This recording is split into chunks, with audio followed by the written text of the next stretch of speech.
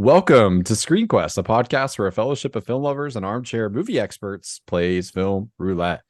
I'm one of your hosts, Chris Waterman, joined by Will Rotondi Hey, how's it going? and May Finch. Hello, hello. On today's episode, we are talking about the apocalyptic anime film Akira. And of course, we are going to draw a side quest. And it sounds like May even has a nice little game in store for us. But first, it's time to catch up on what we've been watching. Been a while, so I'm actually genuinely curious on outside of Screen Quest films, what you guys have been watching. So I'm going vertical this time. Will, going to start with you since you are smack in the middle below me Sweet. on the screen. Let's see. Movie wise, last couple films that I watched, I finally got around to the Banshees of Inisherin, and then I followed it up with catching up on an old sci-fi horror flick, Mimic, that I had never seen, but it was kind of on the bucket list. So yeah, Guillermo del Toro, like one of his first American films, right? Like I think so, yeah. Yeah. I can't remember if that or Blade 2 came first, but like they're in the same kind of like couple year period for sure. That's Nice. cool.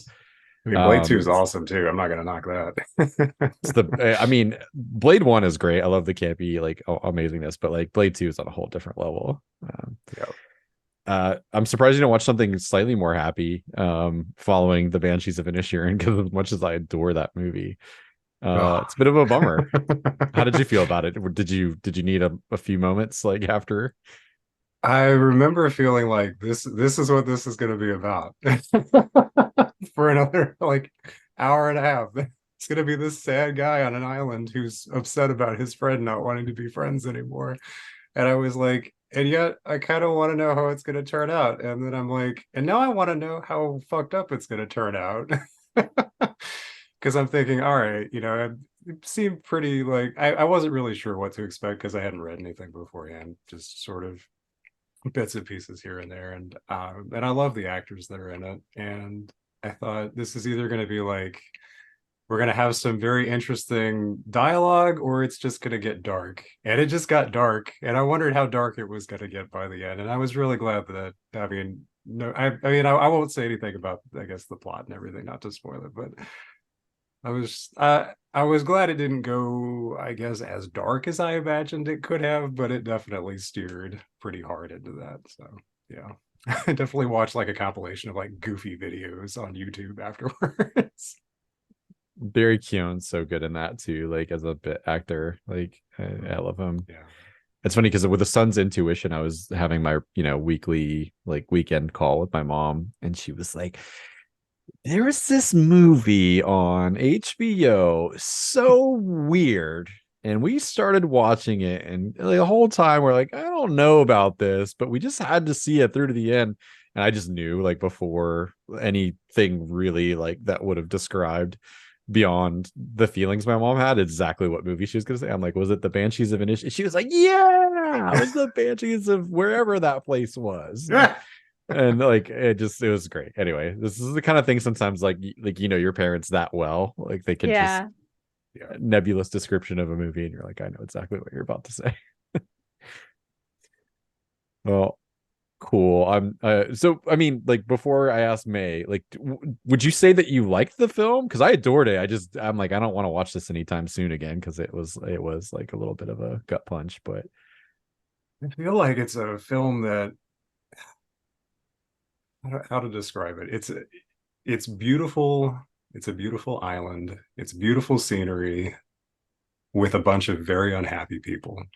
And and I just felt bad for everybody, man. I don't know.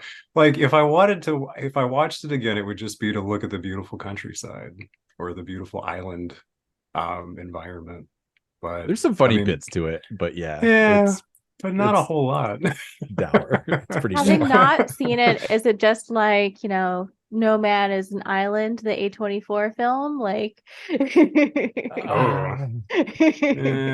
it's kind of like, I was gonna say like Waiting for Godot, if there was like a few more people and like the guys were just like even more sad than they already are in that play. Okay.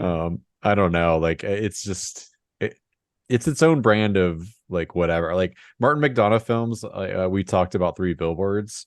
I Mhm. it was a film that like I thought started strong and didn't end up liking. He's one of those directors I think people tend to really like his stuff and it clicks with them and they get it or not. This Yeah. one worked for me, but again, it was a little bit morbid. It was funny at times, but I again I was like, 5 years later, I'll see if I want to like revisit this maybe. Yeah. Not a pick I me up, might. that's I for might. sure. Yeah. So, May, have you been watching anything happier than Will? Like, what have you There's been gotta watching? be. There's got to be Uh, something happier. yes. I've been watching old sketch comedy, Oh, solid. specifically The Birthday Boys, the Bob Odenkirk show. Ah, Yeah. Really have been enjoying that. It's like ensemble, I think you should leave, but slightly less absurd, I would say. that's not a very high bar to clear, but Yeah. yeah. So that's been entertaining. Obviously we watched the film for this week's podcast, Akira. That's not for right now. That's why we're here. Yeah. What else have I been watching? I know that's not the only thing. The new Bob's Burgers Oh. seasons. Watching those, catching up because I'd watched a lot before. I think it kind of went on hiatus for a while, like around the pandemic. I tried to watch Asteroid City because Ah, I yeah. usually like Wes Anderson films, and I stopped halfway through. I was like, I'm just not getting into this one, and we're halfway through the film. Oh. Did you get to I'll, the bit, the arrival? Like, did you get to that bit? no. Okay. Should I try again So up to there at least? remember, I was like, hey, like I was not feeling this in the theater, Yeah. and like that happens, and then like the film becomes like I'd never done a faster 180 on one of his movies. Like, so Okay. I would say like you sounded like you're on the cusp of probably like where it like gets really like, and it all comes together and it's fun and interesting. So The kids had just shown off their creations and were like hanging out. It was like the night after that. Yeah, Hmm. yeah, Maybe a okay, little bit more time. Yeah. maybe. Oh yeah, and then I yep. had gone into one of those other like a few like old flashbacks and lots was happening Mhm. with set and time and I'll give it another stab, but I was not feeling it when I sat down to watch it. I know his stuff's weird like that though sometimes, right? Like even like Mhm. movies of his that I do enjoy, like sometimes I'll fire it up and I'm like, I'll get 20 minutes in and I'm like, I don't know about this right now. Like it's, and I think that's a lot of it like dependent on mood and like sometimes like, this is too fucking cute. I'm not in a cute mood. Like I Mm. want something Yeah, different. But yeah. that's fair. Oh, and with happy things again, I've also started watching Schitt's Creek, which has been very funny. That's when I need to like give it a go. I watched the pilot episode and I don't think I cracked a smile or tee-heed or anything. And I was just like, Aw. well, I don't know what the big deal is, but I gotta perhaps like sometimes comedies like are like the first season of comedy sometimes can be a little bit tough because they're finding the character voices and the shticks and all that. Like I felt similarly about like The Office and Parks and Rec to be fair, and like I like Mhm. both of those shows a lot. So Yeah, it's definitely not like the fastest paced humor, but it's like if I want something easy on in the background while I do laundry, I put on Schitt's Creek. I could see that. Yeah. Valid. Yeah. It's very inoffensive, and I mean that like not just in like like the subject matter. I just mean like it's like all the people that are in it are pretty like funny and sort of like it's not overly chaotic. So yeah, I could see that. Well, we are almost done with our True Detective season 1 rewatch because I'm very excited about the woman centric season 4 that's about to come out with Jodie Foster, and I Noise. forget the actress that's playing opposite of her, but it looks very intense and it's set in Alaska during the long like night like era of like winter, and it looks awesome. So it's been a good way to get excited for that. The season 1 has aged beautifully. Woody Harrelson, Matthew McConaughey, it's perfection. So great. I are a great example of like, hey, 8 hours of solid television. You can just have a beginning, middle, of end, no cliffhangers, no bullshit, and just like boom, tell a tight story. Great. We are watching What We Do in the Shadows, like because we were a couple seasons behind that to kind of ease into spooky season, like we're not feeling like Nice. straight horror yet, but it's a good way to kind of like start to ease into like the Halloween times. Let's see, we kind of stalled on Yellow Jackets, but I want to get back to it for sure, because we were enjoying that. And then as far as films go, I began but just was exhausted and didn't finish. I made it halfway through Natural Born Killers, which like I haven't seen in a long time. And I think there's aspects of that film that I still like really like and hold up, and other bits where like I'm not as hot as I was, and I think just like in general like haven't aged like as well. It's a tough watch either way, just with the subject matter, but I think as far as satirical analysis of the media, like it still works really well, like in that regard of how it's all about the spin, and it's an absurd concept, obviously taken to the nth degree, but how you can take two mass murderers and like with enough media attention and spin can sort of like make them into like these anti-heroes that people like worship, even though they're doing terrible things. So I'll let you know when I finish it, like how I end up feeling, because like the back half of that movie is very different than the first half. So we'll see.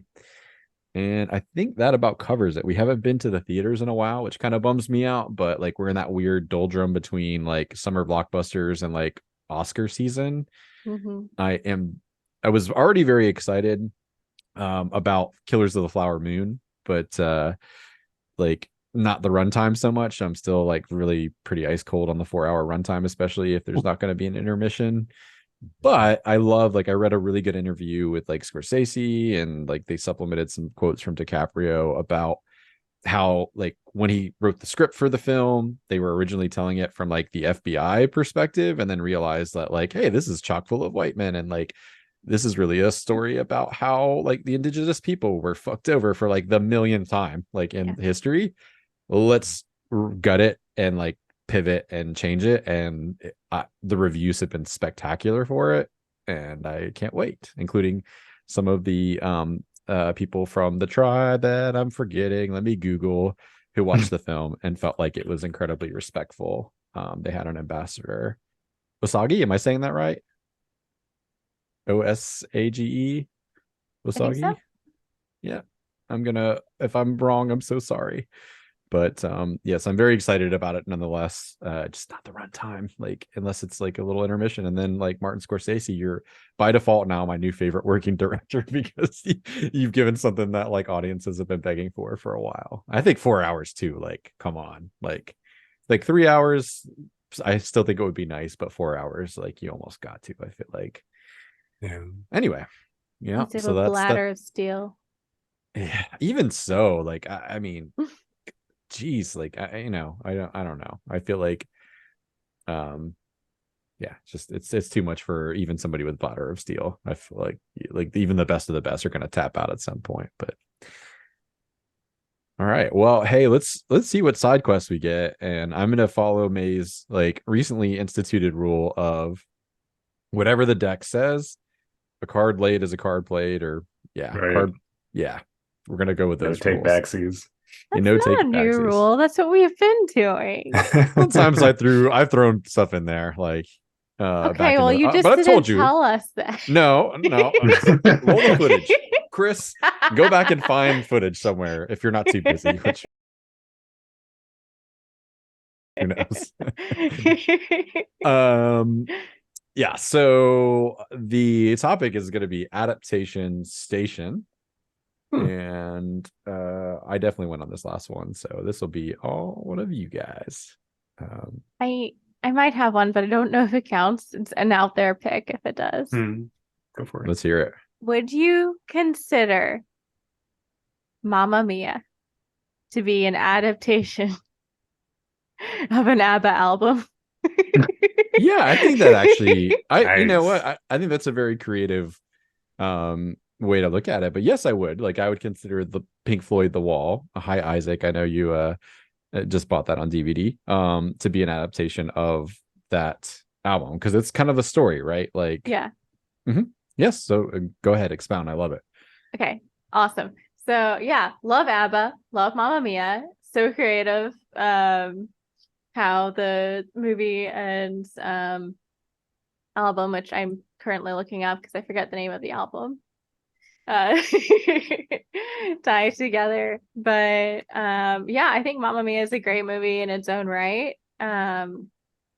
And like, granted, there's maybe a couple song placements that don't make the most sense, but um the way it all ties together, and it's like it's a cohesive album on its own, and it's a cohesive movie on its own, I think is pretty impressive to me. Okay, yeah, it is, I guess, multiple albums, but that's even better because then it's on an entire band. How Like a could you purpose adapt statement. a to adapt a Swedish pop band into this like fun, sunny Greek wedding drama with three potential fathers and all the dancing and singing, and it's very fun. And also kind of like a weirdly like feminist film for me because it's like it's never seen as like that much of an imposition that this girl has to like mail three dudes to figure out who her father is. It's just kind of like, oh, that's fun and quirky. My mom was so like free spirited. Like it's and then she ends up with three dads at the end, essentially. Like they kind of figure out who's probably the dad, but she has like honorary dads now, and it's very sweet, I think, and silly, and I think it's also aged very well. It's like a I guess you would say romantic comedy.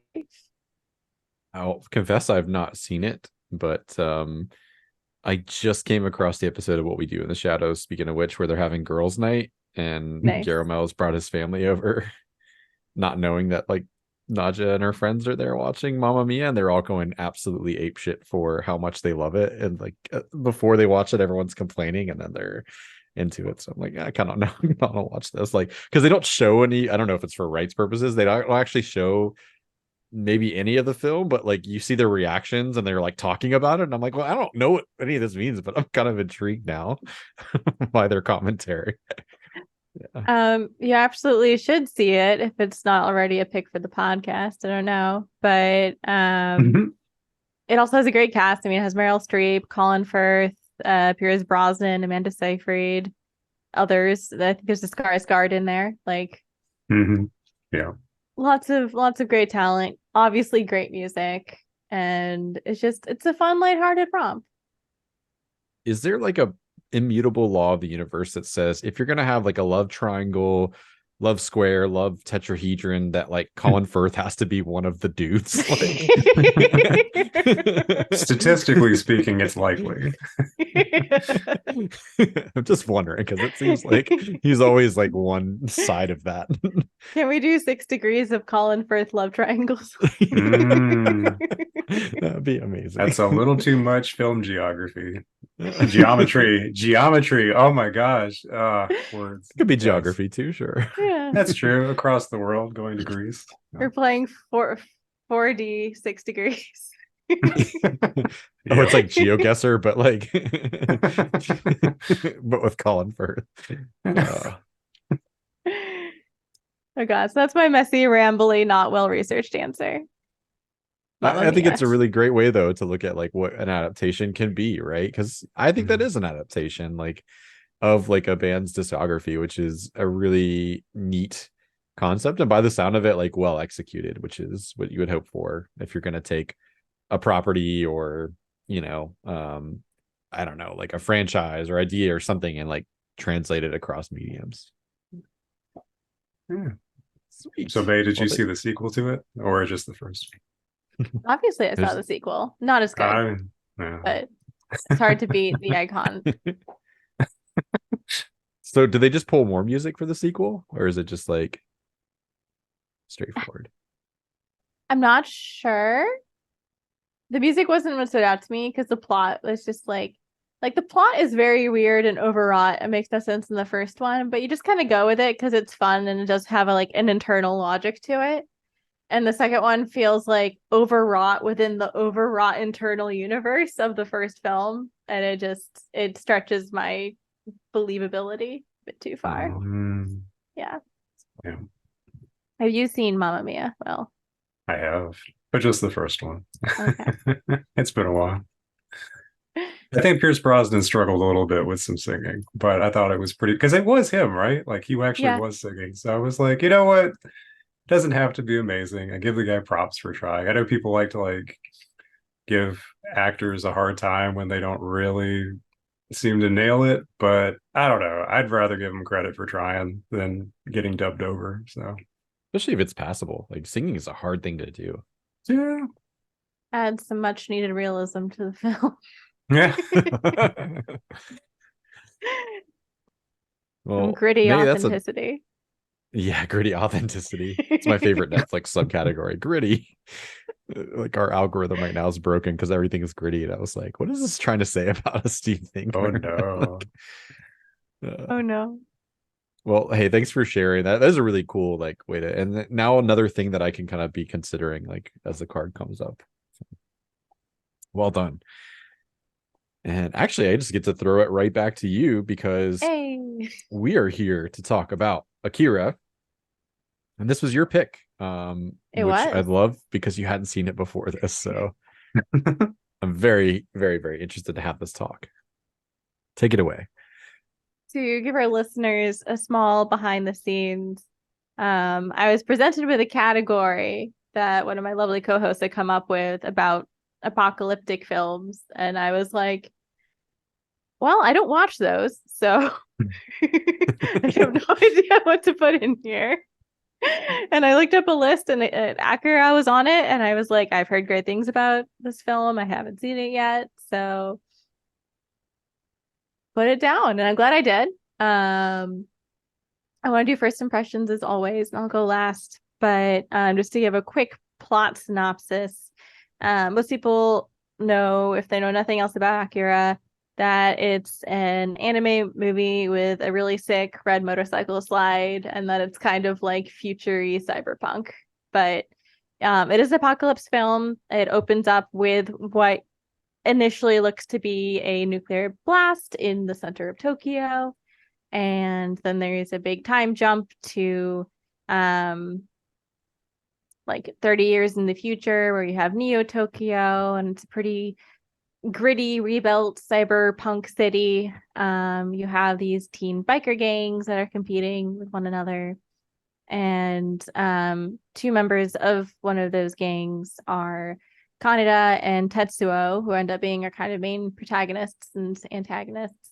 And Tetsuo gets wrapped up with this government group that is doing tests on kids with various psychic abilities, and learns that the reason these tests are being done is because one of the kids from like 30 years ago, Akira, is actually who caused that big blast. It was actually like a telekinetic kind of event. And they're very worried about that happening again. And in getting caught up with this group, Tetsuo's powers are awakened, and he finds out that he's way more powerful than anyone else they've encountered, perhaps even Akira, and ends up kind of battling his former friend Kaneda as he's coming into his powers and starting to kind of wreck downtown Neo Tokyo. There's some gritty body horror. The government tries to respond, but things are collapsing because there's also this really big internal revolution happening within Tokyo, Neo Tokyo. Kaneda ends up wrapped up with one of the rebel groups and kind of falls in love with Kei, a young female leader of the group. And it's the other kids with psychic powers, Kyoko, Masaru, and Takashi, who end up basically bringing Akira back to help deal with Tetsuo before he destroys Neo Tokyo / the world. And the ending is kind of ambiguous, and we'll talk about that, but it does seem like there is another large explosion. Kei and Kaneda survive and are able to get away, but it does once again damage a lot of Tokyo, and Tetsuo and all of the other kids with psychic powers have disappeared. Did I leave anything out that was big? There's a lot of politics going on too, but No, I think that's a pretty accurate and efficient description of the plot. Okay, great. So yeah, what'd you guys think? Was this your first watch? I'm gonna throw it over to Will first. It was my first watch. I'd never, well, I'd had it kind of on the list for a while, but I think that it was mostly something that I used to think I should watch back like high school, and I never got around to it because back then I wasn't as big into anime. I think more so now, once I kind of got exposed to like Studio Ghibli and then sort of like went a little bit farther into anime, I was more interested in kind of pursuing that kind of stuff. And I knew of Akira being an influence on other science fiction that I liked, like The Matrix, or I guess in some ways that I didn't realize before, Stranger Things, because that was what I thought of watching this a lot. But I enjoyed it. I think overall it's also pretty dark. I'd heard about some of the violence that was in it and sort of expected it to get like a lot like more graphic than it did. Not to say that it's not.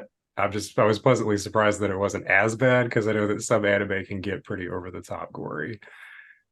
So I think overall I thought it was pretty well balanced. So for people that might not have watched the film yet to go and get into it, if that's ever been like a reservation, I would say that it's not really as big of a deal, especially considering some of the action movies we get these days where it's like blood just like flies everywhere. So Oh yeah. But yeah, I think overall I'm glad that we watched it. I'm glad that that was a choice for this week's discussion. I think that I was a little surprised. I was disappointed there wasn't more bike racing. I'm going to be honest. I got really pumped for it, and then I was just like, but the bike for more. Why not? Let's go back to the street gang thing, kind of like what we had with the Sharks and the Jets. Where's that going to go? And I'm like, oh, now it's politics, and people are like standing around waiting for things to blow up, and there's all this rising tension, and yet there's not a whole lot going on all the time. And I'm like, that's the only drawback. I feel like there needed to be more bikes in this movie. But overall, I still liked it. So thank you. Nice. Yeah, I was also expecting more bikes. The opening is really cool. They're a big part of the first like 30 minutes. Oh yeah. And then not so much. But we do get that iconic slide scene. So we have that at least. Oh yeah. How about you, Chris? Yeah, it's been about 6 years, because it was right before I moved to Jax that like I saw it like somewhere like, around that time, like towards the end of our stay in Melbourne. And I did not remember a whole lot about the movie other than like the last 20 minutes kind of just sticks out like a sore thumb in my brain of like just how wild it gets. But no, I love Akira. I think like, it was great to rewatch it. I was like, I have no idea how we're going to get to like the ending I remember, and like how we start here, and like what the journey is exactly. Like I had some vague memories, but I think that it's a beautifully drawn film. Like I love this era of anime that where everything was definitely analog. There's no computers involved in this. Like it's pure, animation like at its finest. It's very kinetic film, and I love the color palette. So like visually it just has a stunning look from start to bottom, and just a cool aesthetic. Cool is definitely a word I would use for like the first like half of the film. Like there's coolness dripping from pretty much everything. Like the characters, all for like different reasons. I think it's fairly interesting, the dichotomy between like the two main characters and how their roles kind of like switch, and then you get a pretty key flashback to kind of like show like how their history like begins. And yeah, I think probably the last thing that I would add before we kind of dive into like specifics is I love the transformation for how straightforward sci-fi it starts off to like it is the most batshit anime thing of all time by the end, where it's just like two dudes yelling at each other and like, just battling like in a really epic setting. It's great. Like I do like the progression of the film where it eases you in. It's like the frog in the boiling pot kind of effect, where like maybe if you're not into some of those crazy anime fights, like it's like, well, but hopefully you're invested by the time you get to that and you're just ready to roll with it. What you mean? A space laser is not a reasonable thing to have happen in final battle.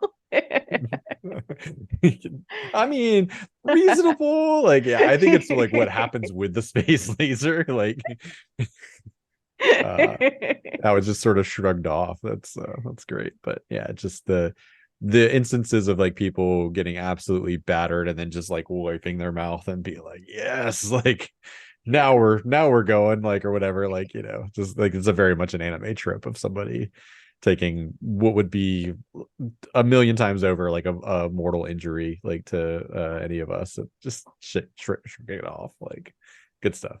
It's Neo Tokyo, man. People are built different there. Apparently. But yeah, so this is my first time watching it, as I mentioned. I also didn't realize it's based on a really long graphic novel. I do think it's cool, speaking of adaptations, that the graphic novel was written by Katsuhiro Otomo, and he also directed the film. So nice continuity there. Yes. They are slightly different, but it is largely a faithful adaptation, just left a lot out because it is such a big graphic novel. But yeah, I I agree with Will. I thought there'd be more bikes, especially based off of that lovely poster that we have for it.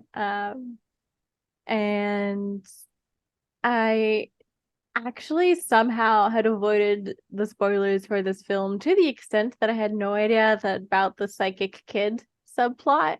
Like, I knew there were explosions and bikes in a cyberpunk Neo Tokyo, and that's about it. So it was kind of cool going into this blind and then being like, wait, why is this kid old? Oh, he blew up a building. Oh, this is Stranger Things now. Okay.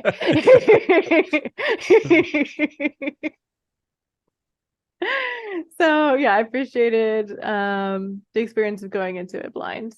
Sorry, listeners, if anyone was hoping to do that. It's been spoiled, but yeah, let's go back and listen to session 0. We say like, yeah, spoilers are on the table. You should know by now, but fair. But yeah, I liked it a lot. It definitely was heavy. It definitely kind of was like it left me with a lot to ponder afterward, and it was cool to see all of the influences this has had kind of as I was watching it.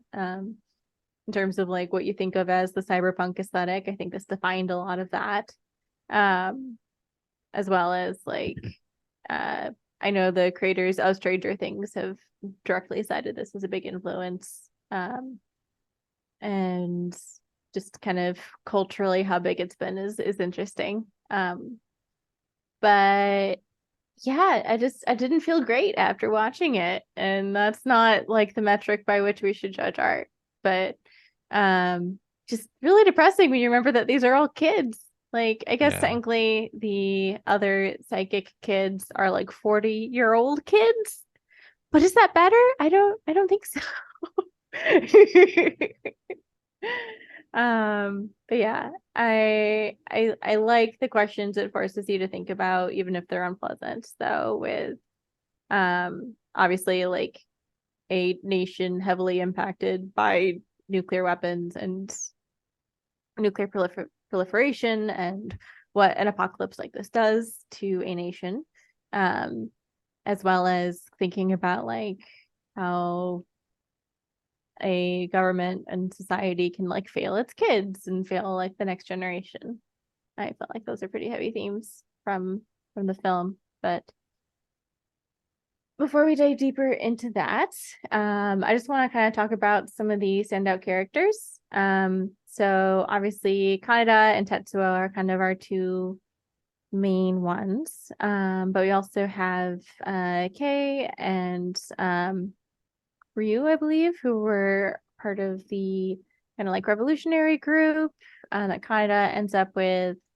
We have the psychic kids, Kyoko, Masaru, and Takashi. And obviously, we have Tetsuo, who eventually kind of joins Akira. So let's start with the protagonist, I guess you would say, Kaneda. What do you guys make of our guy with the best motorcycle?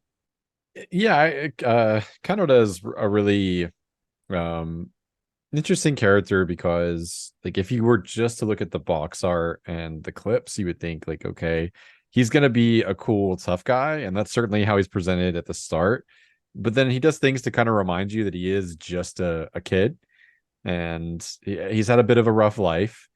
I do like his loyalty to Tetsuo, trying to find him, like get him out of the like, he seems like a very loyal friend, which is really great. I like his absolute like whiffs at trying to flirt, like, or a good little bit of comedic relief as well. Like, yeah, it's just he's kind of bad at it, but it's like I like when they meet Ryu and he's like, well, I wouldn't call her my girlfriend, like exactly. I mean, we've done nothing physical. And you're like, bro, oh my god, like but no, he's a good vehicle for like for the film because he's obviously part of like a gang, I guess you would say, but he's not overly like asshole-ish other to people outside of like other gangs and maybe a few key instances. But yeah, so I like him. I don't know, I think he's a fun character overall. I'd have to agree. I don't have too much more to add to that. I mean, he is pretty cool. He's got some quick moves there.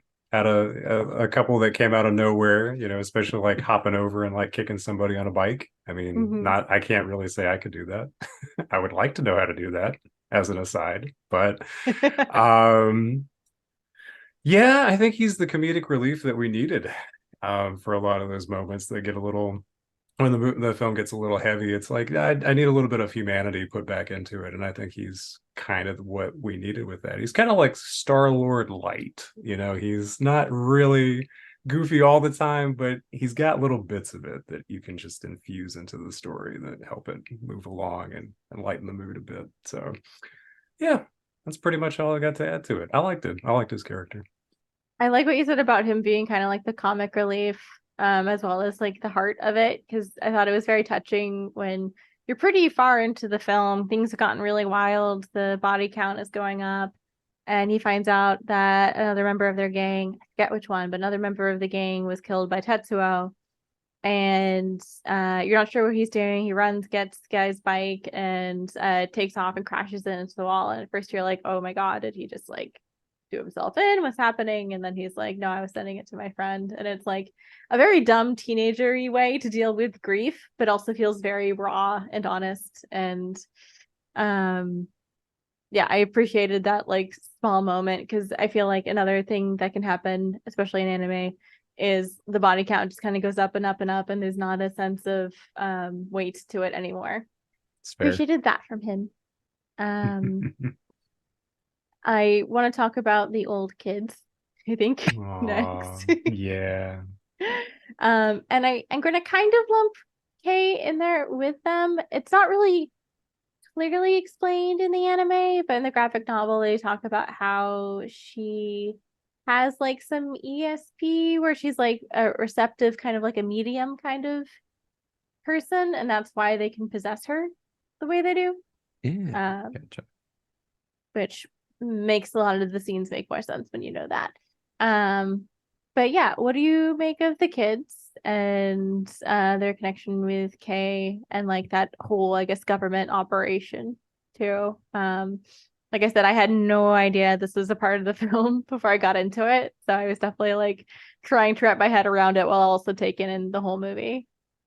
I think it added a nice little layer of like mystery behind what was really going on with the story. I like how you don't really know exactly, you sort of have to piece together context clues as to what it all means. Because I appreciate when some films don't really try to explain it to you, they just kind of throw you in it. And then as the storyline progresses, you can kind of pick up on what's going on. Um, that's not really a direct answer to your question, but I do like that there's sort of like this mystery as to what these strange little like people are that that sound like children but look very old and kind of I don't know, just sort of ghost-like, and that they kind of come and go and you're not really sure what all they can do and how powerful they are.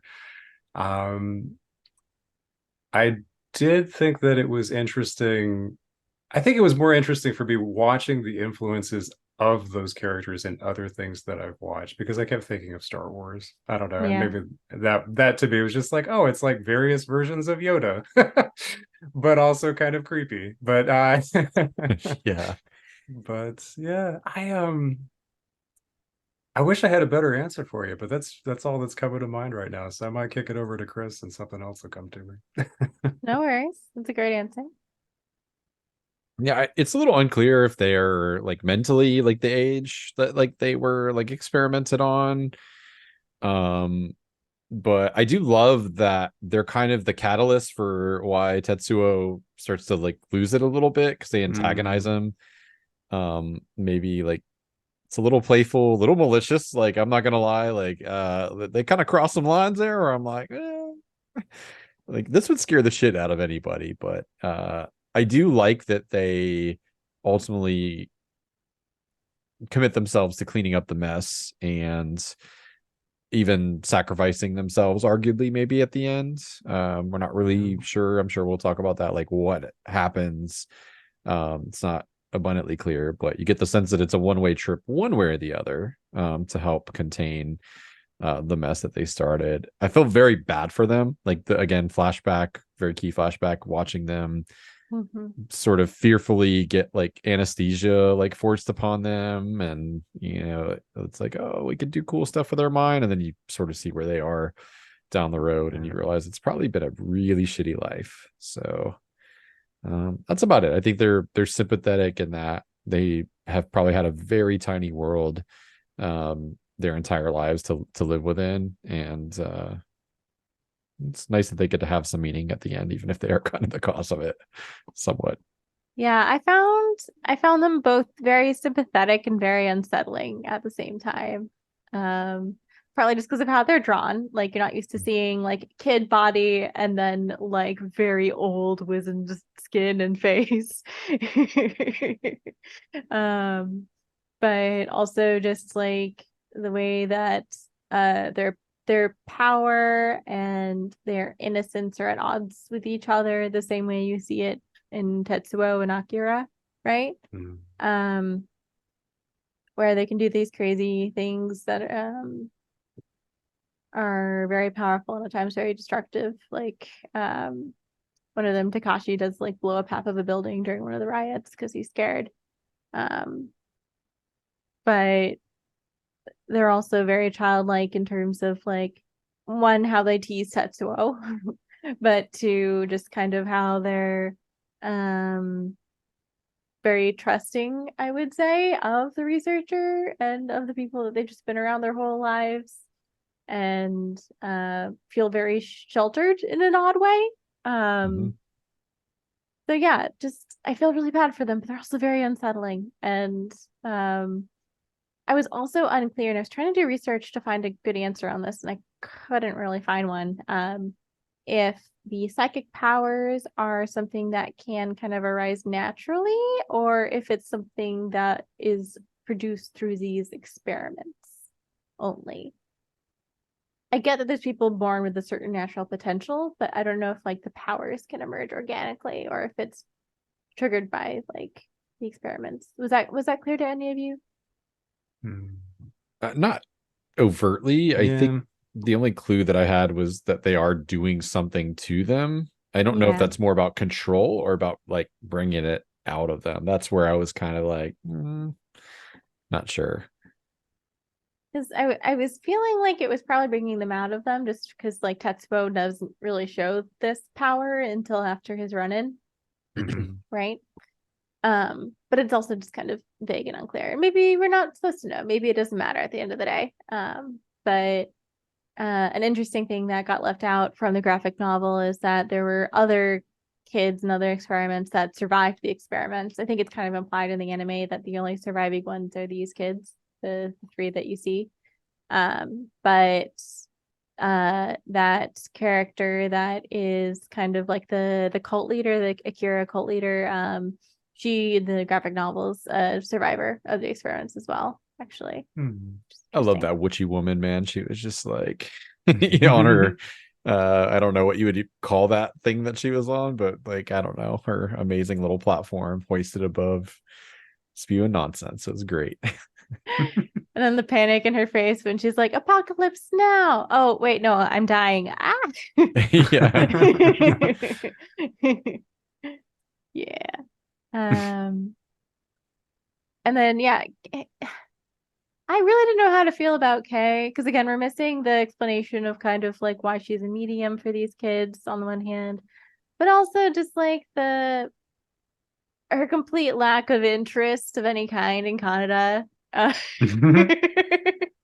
Yeah. And like I get why Kaneda follows her around, but I didn't really get a sense of who Kay was as a character. There's Besides just nothing to do after like the first like half of that yeah, movie.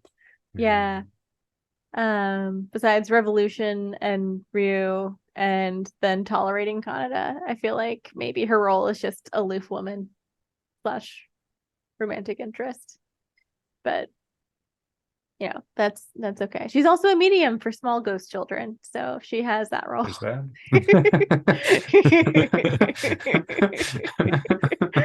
It's funny because I just thought they could do that to anybody. So I was like, oh, they gave you something to do. Like, it's too bad they couldn't write you better. Like, Right.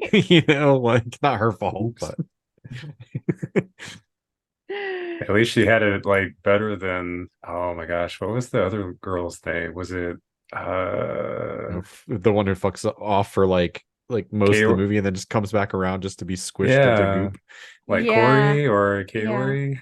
Yeah. Fairy. Um, I felt so bad for her character, man. Like, God, what a shitty story for her. so yeah, I want to talk about her more when we talk about Tetsuo. Okay. Which is who I was going to talk about next. I just wanted to add one more Noise. thing with the like little kids is that I feel like they are like not just like looking at like their literal role in the movie, but metaphorically, because like a lot of this is about like nuclear bombs, nuclear proliferation, right? Yeah.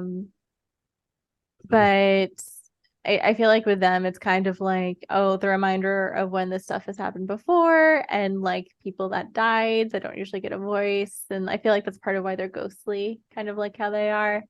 It doesn't make a ton of sense just in the in universe in this film, but I feel like if you look at it like more metaphorically, it makes a bit more sense.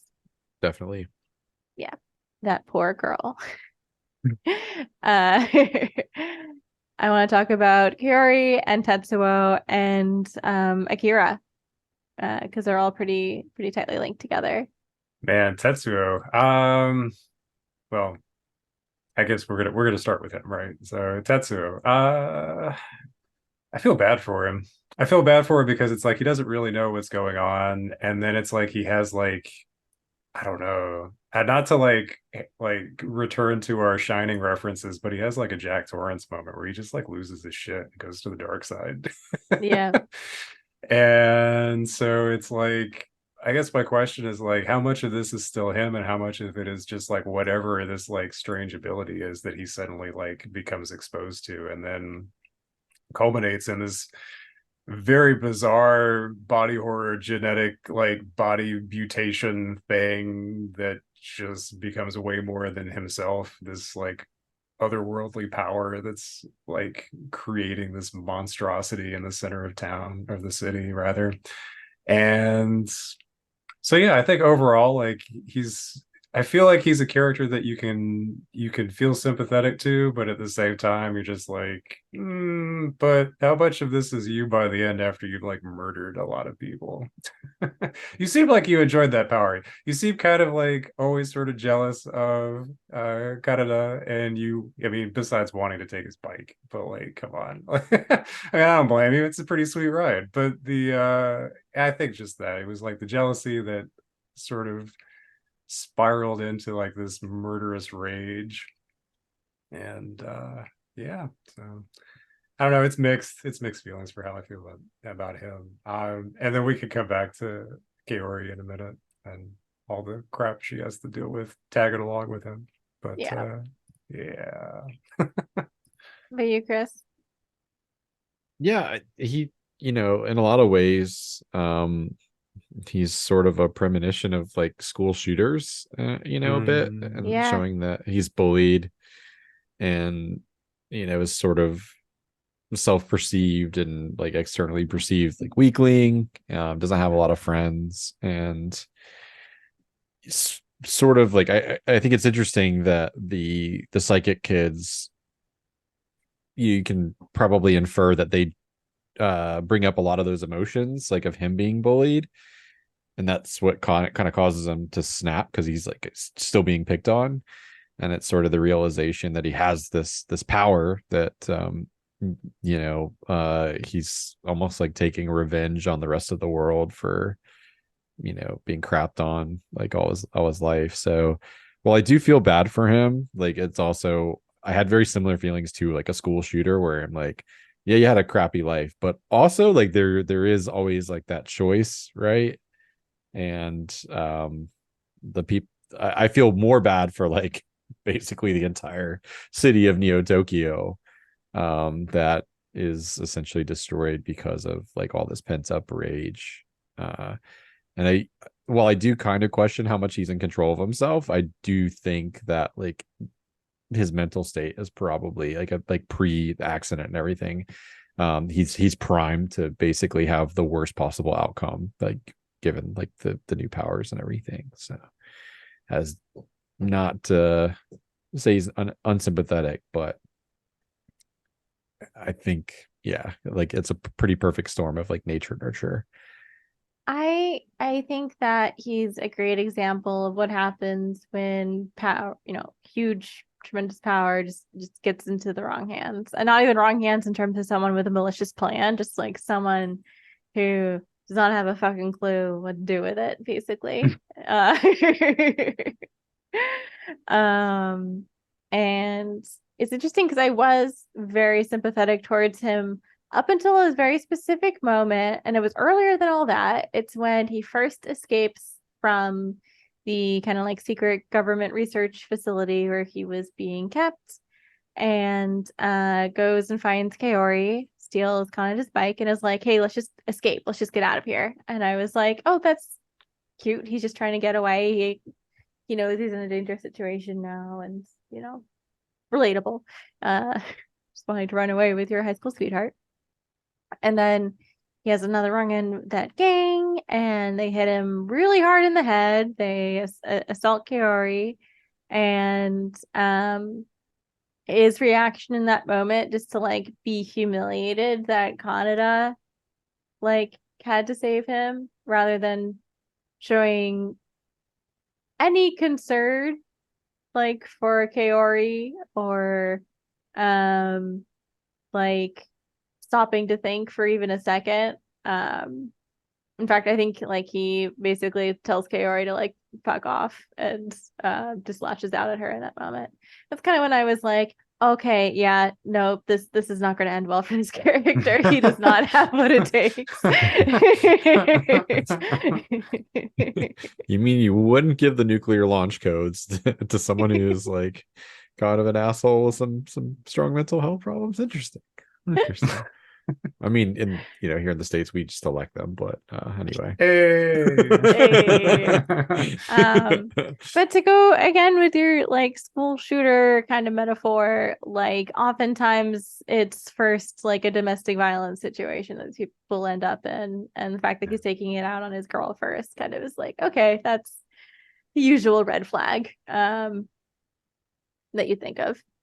Yeah. And that's when he became unsympathetic to me, and it just kind of got worse from there. I want to talk about the ending, and we will, because that also kind of influences how I feel about him.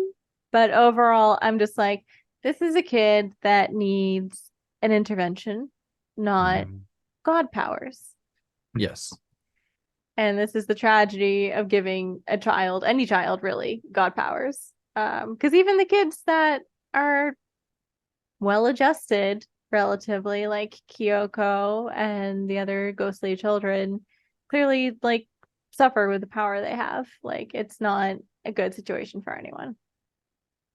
But how did you guys feel about Kaori? And we'll jump from that to talking about the end. I just felt bad that, oh, sort of like what you were saying, May, like not just that well, after she gets sexually assaulted, it's like nobody seems to notice her. Like she comes kind of stumbling through the group, and I'm just like, is no one gonna help her? Like clearly you saw she was hurt, right? Right?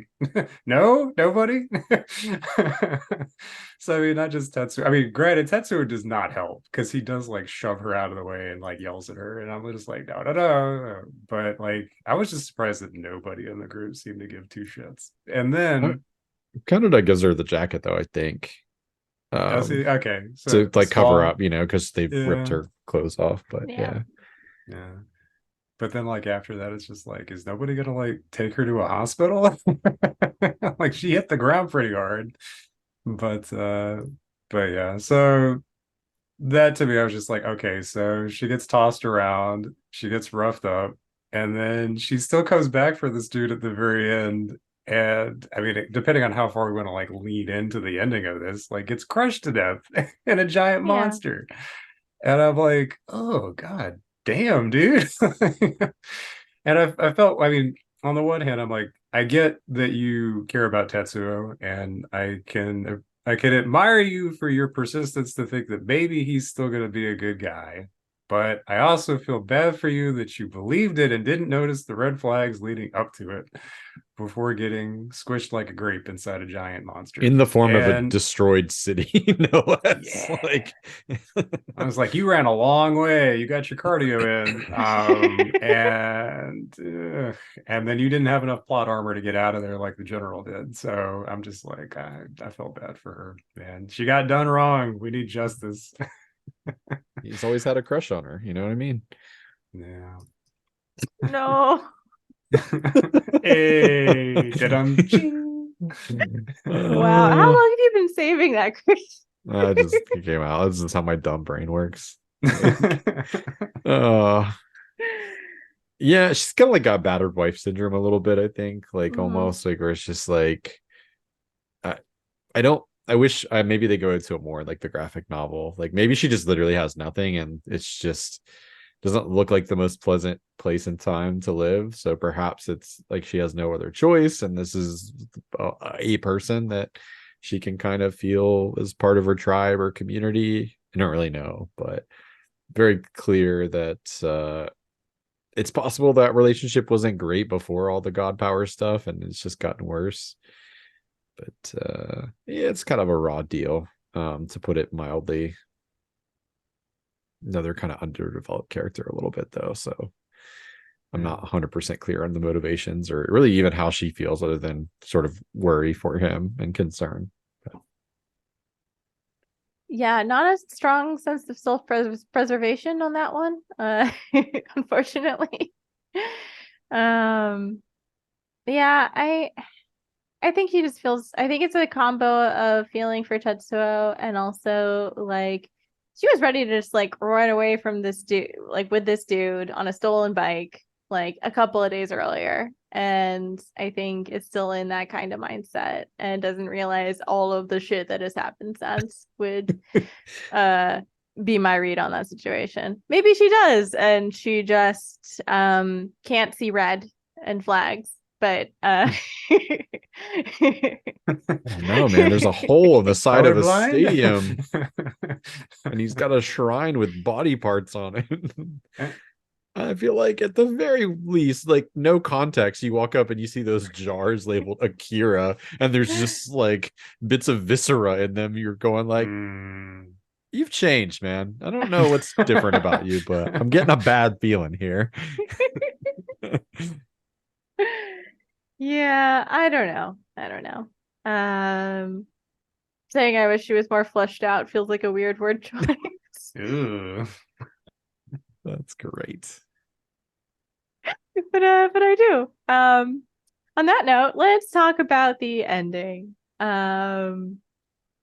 So we finally meet Akira, and it's kind of anticlimactic because he's in jars and he's just like a neuron here, another random set of cells over here, like really not much left to him. Some ganglia there. Yeah, yeah. Um and he's in this weird kind of like one-on-one, almost like hostage negotiation with the general. And um yeah, things are tense for a long time. The old kids show up and are like, we got a plan. And start kind of like praying. We're not sure exactly what, but it seems like they're trying to summon Akira. And it seems like they think Akira is going to save them, which seems like a big pivot from thinking Akira was the end of the world. And then while that's happening, Tetsuo becomes more and more monstrous, gets into a big fight with Kaneda, who is kind of trying to kill Tetsuo, kind of also just trying to save his friend. I think he's very conflicted, at least has a sense of self-preservation, so good on you there, Kaneda. And there's giant space lasers. Oh hell yeah. It's quite the anime battle. And then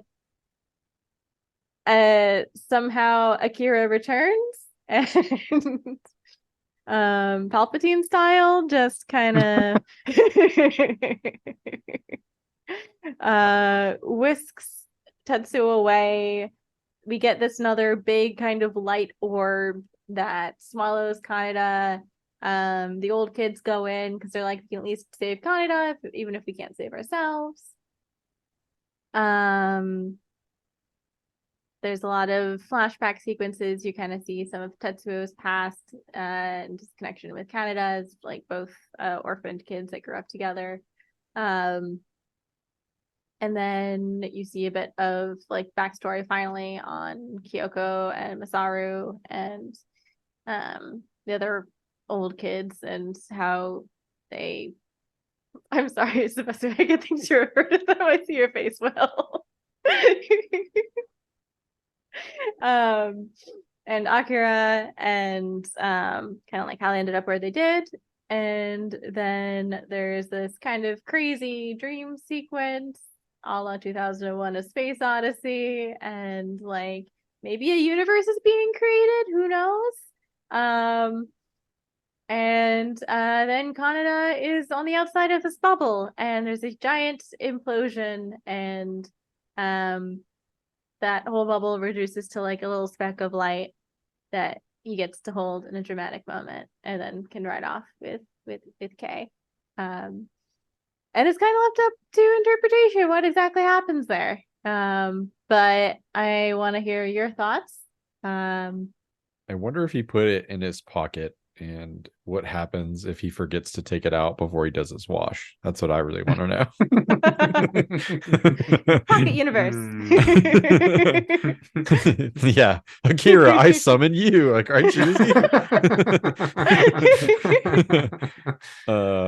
Yeah, I mean, I took it as I guess fairly literal in terms of what you see, which is to say he is spared by the three. How that works or how they do it, like, who knows.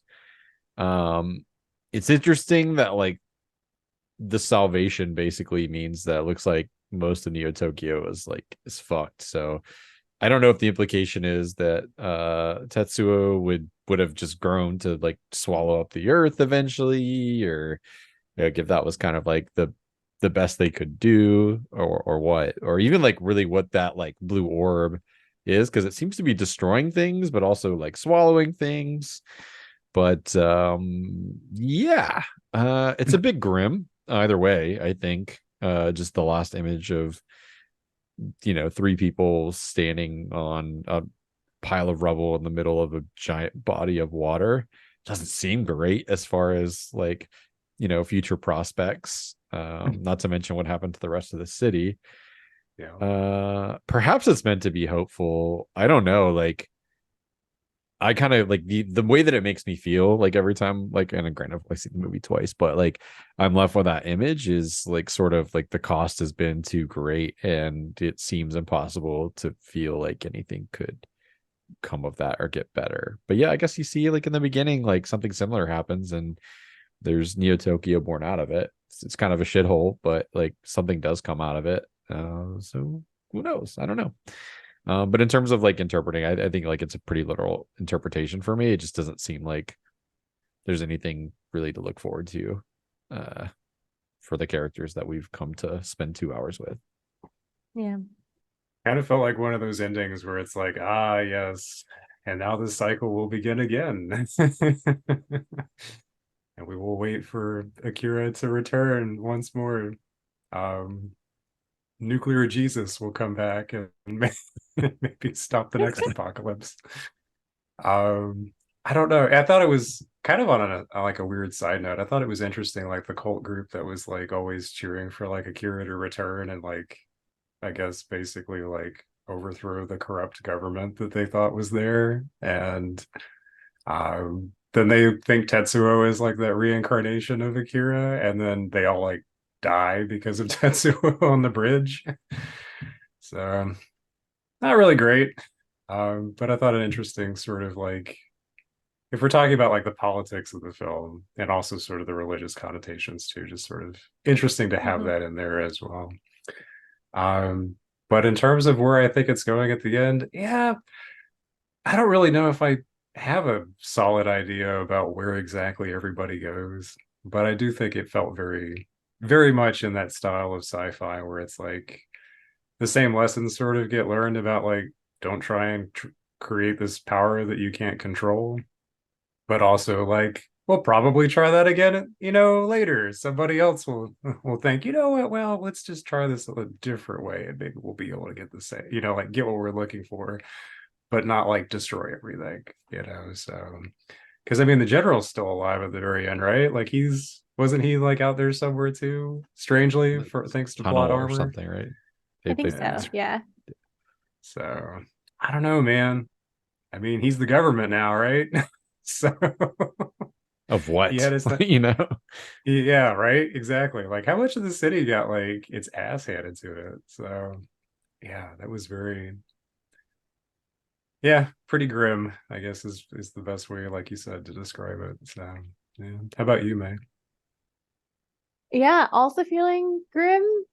And I'm trying to think if there's like a hopeful read, and the best one I can think of is it's a big film about like power in the wrong hands, but also like what happens when you force like kids into adulthood too early, and what happens when you sacrifice future generations because of your own greed and corruption, and eventually those future generations end up in such a state that they destroy the whole system generally one way or another. And we see that happen with Tetsuo. And the only hope I can see is that, well, since at least some of the kids saw this and survived, maybe they'll do it better next time. But who knows? Right? Find out in Akira 2. Oh no. There has been a live action version in development hell for a long time that might eventually come out, directed by Taika Waititi, actually. What? Which I like him, but I do not know if I would want him for Akira. It'd Yeah. be so colorful. But that might be about it. I don't know if it would have the right tone. Yeah. I guess it depends on if you want it to have the same tone or if you want it to have not the same tone, like goofy. We want it more serious? Do we want it like goofy and quirky? I think we want it serious, right? That's what we're Yeah. feeling. Okay. I think you can have a little, but it certainly shouldn't be a Marvel film like in tone where it's like, yeah, Akira, maybe you're Love and like Thunder. Yes. Denis. Yeah, I was gonna say the same thing. Maybe Denis Villeneuve, but maybe he's sick of sci-fi. I don't know. Yeah. Like I think Oh, like hell yeah. with how well he was able to take the look and feel of Blade Runner and translate it to his own Yes. thing. I think he's got the eye. I just Yeah. if he has the interest or willpower is a different story. Speaking of which, I love the little Blade Runner reference with like the like kind of like drum sound, like that single with the shots of the building. It's like, this Yeah. is very much like Mhm. inspired by Blade Runner, which itself was sort of like a prototype, like cyberpunky, like, you know, future film. But it's cool to see influences on Akira and then like all the stuff that came down the line too. Yeah. Yeah. Also, quick shout out to the soundtrack. It's really good. It's a mix of like traditional Japanese music and like very futuristic electronic music, and especially the parts where it gets like very like heavy with like the breath work. It's very intense, and yeah, I thought it was a very well done soundtrack. It was composed by Shoji Yamashiro and performed by I'm not sure if it's Gino or Gaino Yamashirogumi. I was just gonna say, since like we picked this as the end of the world film, I quickly wanted to touch on, since you nominated it, hadn't seen it, like how you feel about Mhm. it being like, because it's not a post-apocalyptic film per se. It kind of is, but it's like almost like a post-apocalypse has happened or like nearly happened, and then it's unique in that it sort of repeats at the end, and you Mhm. know, like it's a very similar kind of cycle as you guys have already pointed out. So how do you feel about it as an apocalypse? We won't call it a post-apocalypse film, but I think like our topic says it could be either. So as an Yeah. apocalypse film, like how do you feel about it? This is going to tie into my game, but to give my quick 2 cents, I will say I love it because a lot of apocalypse films, you have to stop a political thing or you have to stop a technological thing from causing the disaster, or like a medical thing with like a pandemic. And this is just like, it's a feelings apocalypse. You gotta convince this angsty teen not to destroy the world. Yeah. And it feels a lot more human in some ways, even though this is a very cyberpunk film and like has that medical aspect. But yeah, it's mostly about feeling and like what you do when your feelings and how you express them could end the world. Only they had Mr. Rogers. I feel like he really could Aw. have. Yeah. I joke, my dog is very anxious and also like gets crazy zoomies and like goes nuts when she sees someone that she likes or dislikes, really. And I like to joke that her feelings are too big for her body, and that is how I would describe this film. Yeah. Oh, Literally. poor Ellie. But yeah, I want to hear your guys' thoughts on this as an apocalypse film, and that is kind of a segue to my game. You had said something about the feeling like the Blade Runner vibe, energy of the little, you know, synthesized drum sort of stuff and the view of the cityscape. And it got me thinking about when the scientist, oh gosh, what's his name? The guy who's working for the general is doing some work in his lab, and the computer console makes the same little like calculation noise that the Nostromo does from Alien. And I'm just like, Alien. it's weird Yep. that that's what I can remember, but I remember that little like, I know that computer, you know. I'm glad you brought that up because I also picked up on that, and I was like, I wonder if that was something that was in like the public domain or if they just kind of like stole it, and they're like, Like, no one in America is gonna watch this movie. They're not Probably. gonna sue Like, us. Oh man. So yeah, pretty cool. But yeah, Apocalypse. I'll let you go first, Chris. I'm gonna come back to that.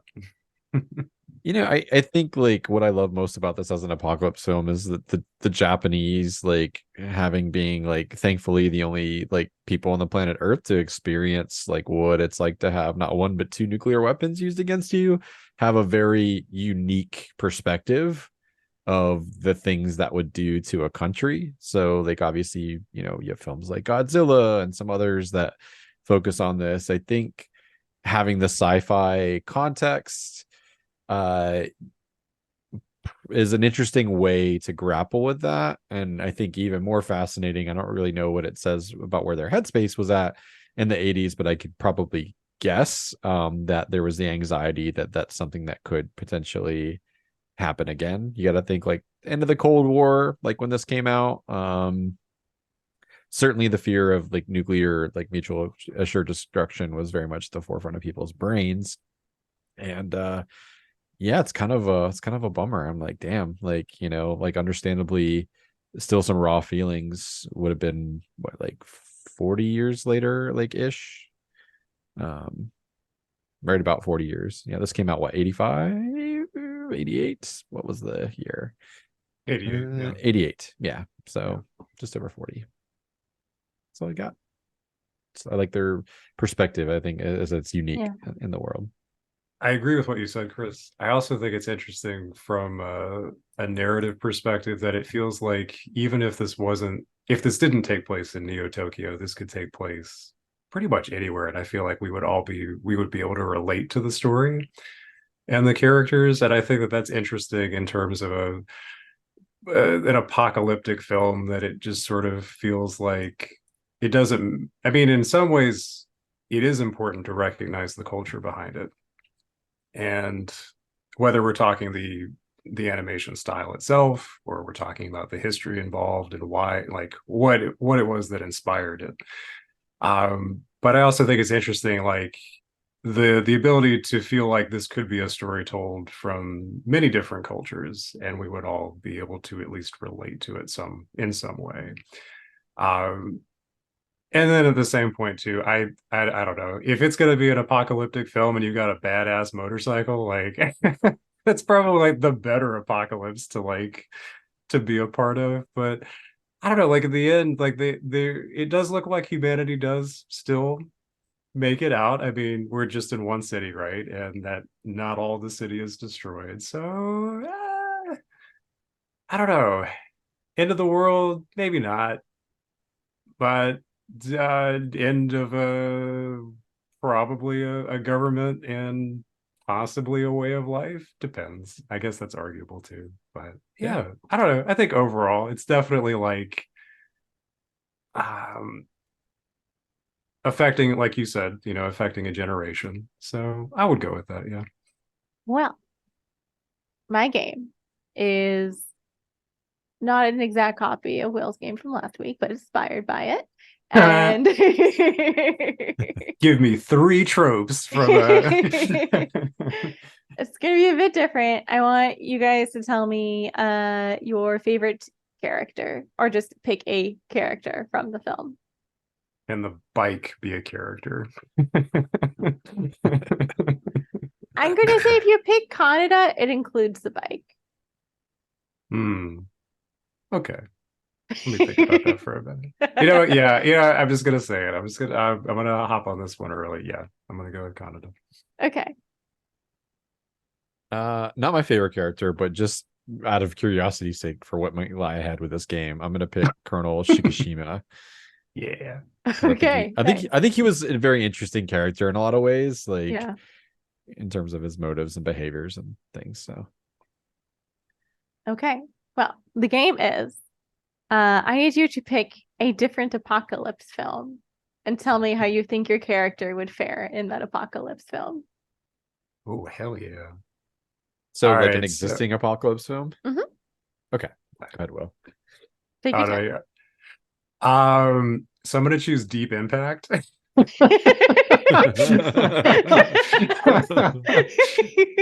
All that my man has to do is get on that bike and get enough gas in the tank and ride, and he'll be okay. Just get away from the coastline. That was the only problem. Just stay away from the coastline, and he's good.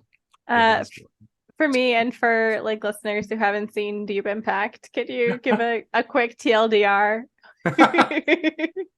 Asteroid's gonna hit the Earth, and I guess two technically. Well, no, there's one, and then it like gets broken into two, I think, or maybe there's two to begin with. Anyway, at some point, an asteroid is going to hit the Earth, just not the bigger of the two, Nice. and so humanity can still potentially survive, but there's like a massive tidal wave, and a lot of people don't make it. And yeah, just as long as you're like far enough in from the coast, you'll be all right.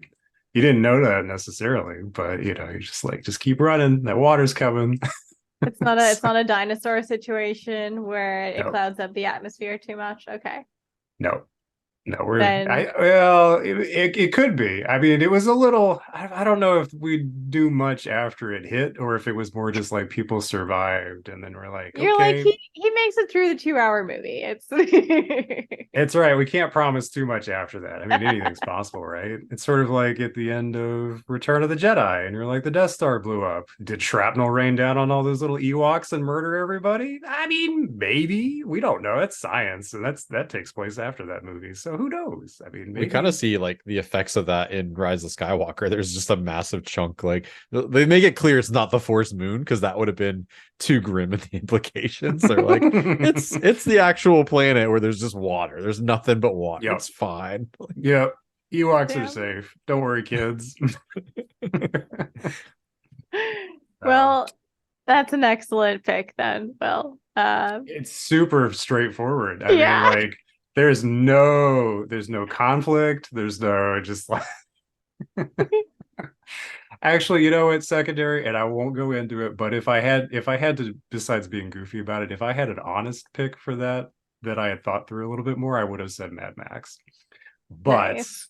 that will have to be for another time, because otherwise I'm just going to talk your ear off about like Thunderdome and being witnessed. And anyway, so we're good. Great picks. Thanks, Will. All right. Your turn on the hot seat, Chris. Yeah, so I feel like Colonel Shikishima would be right at home in the zombie apocalypse. So Oh yeah. like he's just built for that. He's a big burly guy. He definitely seems at home with all kinds of conventional like weaponry. He's got some leadership skills. He's not afraid to like take down the corrupt officials, but he's shown that he can cooperate with both scientists and like the government, like where necessary. But he'll take matters into his own hands if shit's going sideways. Now, what zombie apocalypse film would I put him in? I feel like if it's something like Dawn of the Dead, that'd be a little too easy. Like that guy's just gonna slice through those zombies like a knife through hot butter, because they're slow, they're shambling, like, and he's an anime burly guy, like, you know, like that's no challenge at all. So I feel like you got to put him against like the Danny Boyle, Zack Snyder, like fast zombies. I feel like that's a more interesting anime appropriate like mashup right there. As a matter of fact, I think like if I was gonna watch this film, I would want it to still be like anime. Like I think it would be super cool. Like, have there been fast zombies like in an anime film? Because if not, somebody should fucking do that. You could do some really gross stuff, I feel like, you know, like yeah. thinking absolutely. like the Castlevania anime show, which I loved, like did a really good stuff with like creature horror, like and like grossness, like in that. So do that, but like with zombies, it'd be cool. So yeah, that's I think that would be great. Like right ahead, give me anime zombies with Colonel, and you know, I think like you got a hell of a good film there. I think you do all right, you know, like Yeah. the question is like, would he do like the, you know, act 3 like self-sacrifice to get other people out? Like it's unclear. He's pretty committed in this film, but it doesn't seem like a selfish or selfless type to me as well. If he were to do it, it would be like one of those like, you know, he delivers like some snarky like last like line kind of things, like Mhm. I don't know, like where it's, you know, he says something like a little action one-liner and blows himself up with some grenades or something. I don't know, but unclear. He's definitely the kind of guy that would go out on his terms, I think. Yeah, for sure. nice. Well, those are great picks. Thank you. I wanted it to be like a fairly short game, but also a bit improv-y. So I hope you guys enjoyed that. Always. Well, we don't have to draw a card this week Hey. because Noise. in 1 week's time, we will be discussing, finally, was the book better? The Shining edition. So we will have read the book, probably rewatch the film. I've seen this like probably more times than any horror film. It's okay. I'm still going to watch it again. And then we will declare with finality which is the better telling of that story. And when finality, I say like we will each have an opinion, and we'll see where what those opinions add up to. And of course, after that, we will be transitioning into Scream Quest with special guests again for the month of October. I imagine we'll have some new categories. We have some we didn't get to last year that I want to keep into the deck because there were some fun picks, but I imagine we can do a little bit of like a small deck refresh as well, just to allow our guests to maybe nominate some stuff and to maybe throw some films and genres that we didn't have on our list last year, which is always a good time. We love your support as always, and thank you for listening and watching the show. You can find us on X at ScreenQuest Pod. You can nominate your own film suggestions at a link that will be included in the episode description, wherever you get the show. Thank you all. Thank you, May. Thank you, Will. And we love you. We'll see you next week. Bye, Bye. guys. Bye.